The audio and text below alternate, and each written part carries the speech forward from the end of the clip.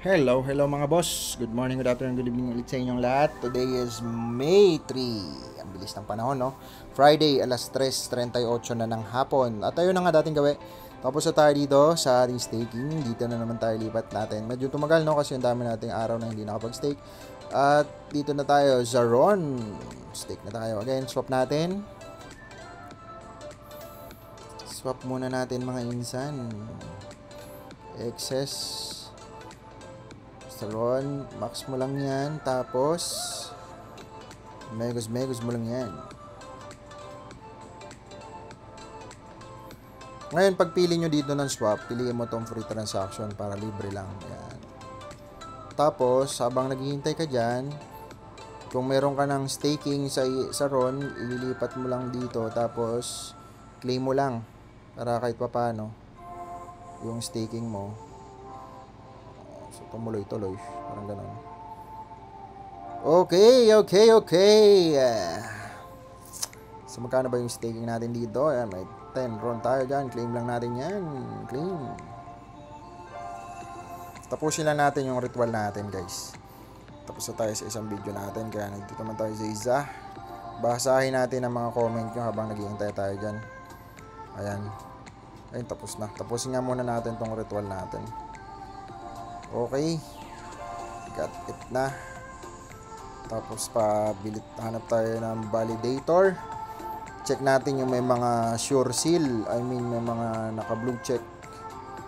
Para syempre, lumiit yung binibigyan na percentage, no? 30 na lang. So, nonsense pa rin tayo. So, 11 na lang siya, men. 13%. May pinakamalaki na may blue check. Check natin, no? Nonsense nga. Dito na lang. Sige. Max mo lang yan, mga insan. Magtira ka. Ayan, 230 pwede na yan.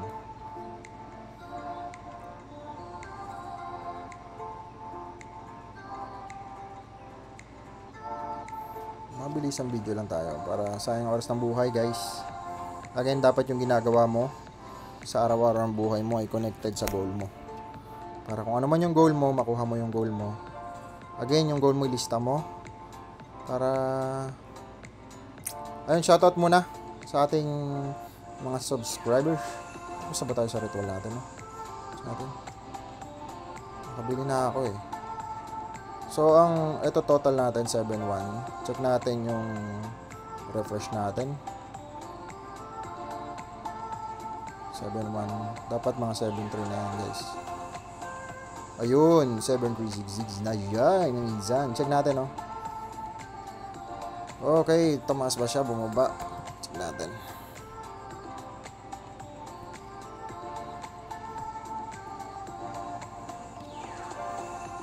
$7.366. Yan. So, nasa 154 pesos siya, no? 7.366. So, ayan. Medyo bumagsak siya, pero okay lang naman. By the way, marami namang promises dyan dahil ang daming gaming sila ang ginagamit na blockchain kahit pa paano. So, pag ginamit kasi guys yung blockchain na yun, kada pindot nun, ginagamit ng transaction na yun, so possible na kumbaga gamit na gamit kanyang transactions, kaya kada gamit nun may kita yung may-ari.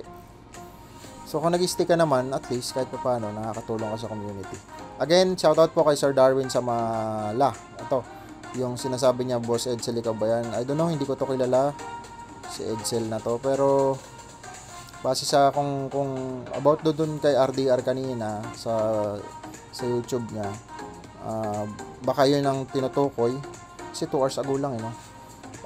Again, never po ako nagpapa-invest, never ako nag-share ng link, never akong naghikayat na mag-invest sa akin, never ako nagpagamit ng robot, never akong nag-send ng mga link ko.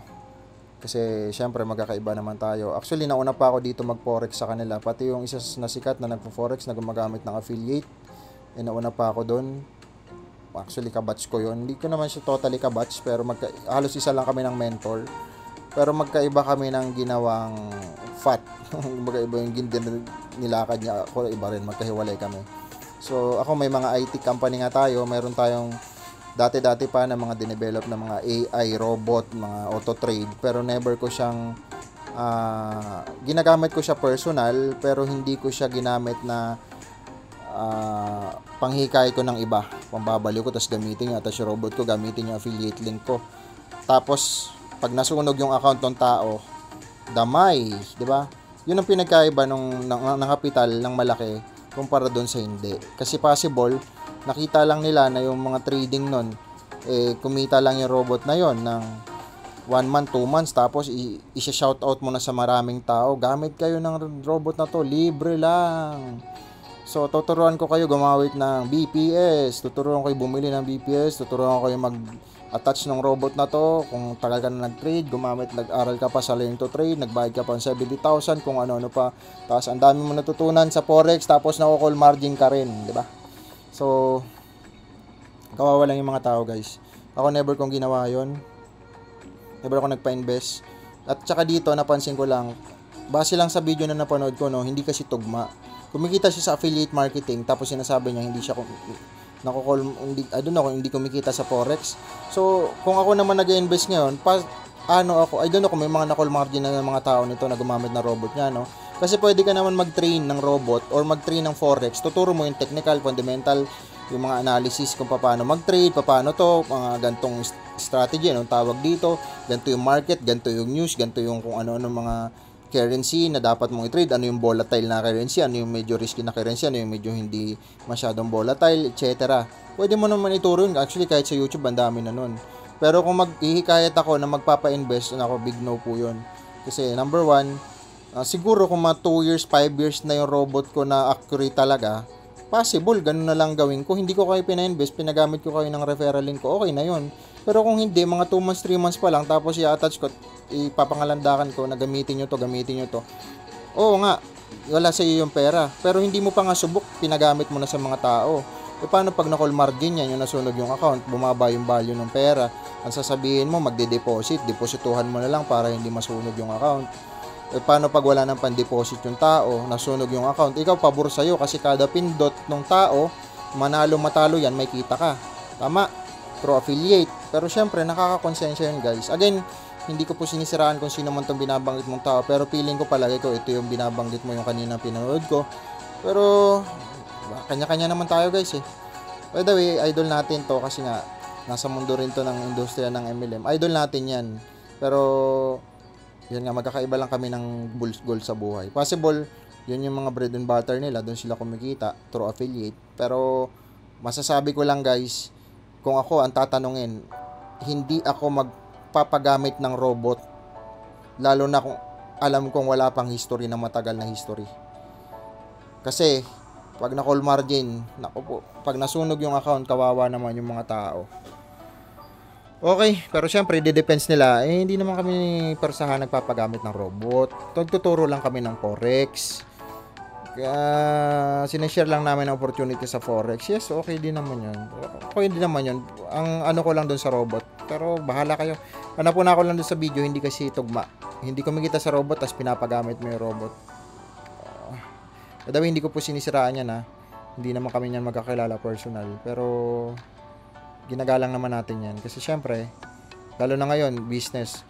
Actually, isa to sa mga natuto rin sa online marketing. Ako kasi way back 2008, 2009, attraction marketing na ginagamit ko. Unlike sa traditional network marketing or networking, yung traditional, paano yun? Dadali mo sa opisina, iupo mo sa harap, papakainin mo, pamasiya mo, papalakpak ka, halakak ka, tapos hindi naman sasali, utangan ka pa. Yun yung traditional way ng multi-level. Kung natutunan mo rin agad-agad yung attraction marketing means, instead na kayo maghanap, kayo yung hahanapin. So, kung babalikan nyo way back 2009, 2008, unti pa lang nag-online ng mga panahon na yun. So, ayun, at isa yun sa way ng mga attraction marketing. Text ka, tatawagan ka, sasali sa'yo, magjo-join ka, magjo-join sila, hindi mo naman sila kakilala. Karamihan abroad eh. Hindi pa ganun kaputok ang online. Kailan naman pumutok ang online ng todo ng pandemic. Pero syempre, kung nakasabay ka ng mga panahon na yun, Imagine mo, 2009, petsa yun. Mga sulit, ayos dito pa lang ang mga website noon. Wala pa Lazada. nagpo-post ako dati, ang dami, Alibaba, Sulit, ayos dito, iba-iba guys, basta may platform, tapos may sikreto pa dun para laging nasa top ang ads mo kahit wala kang binabayaran ng mga sure sale pa dati sa Sulit eh. By the way, isa tayo sa mga top seller before, yan, mga yan. So, yun lang guys, so ano pa ba, next, mas mataas ba boss reward ng Ron staking? Yan, mas para sa akin i-exa sa mataas. Ayun, nabasa ko na yan sa video natin kanina. Medyo na pahaba na tayo. So ayun lang guys. Shoutout po sa inyong lahat. Subscribe sa ating channel. Hit nyo notification bell. Follow nyo lang po ang ating channel. See you again tomorrow. Isa po tayo ulit sa mga comment nyo. And thank you and God bless. Bye bye.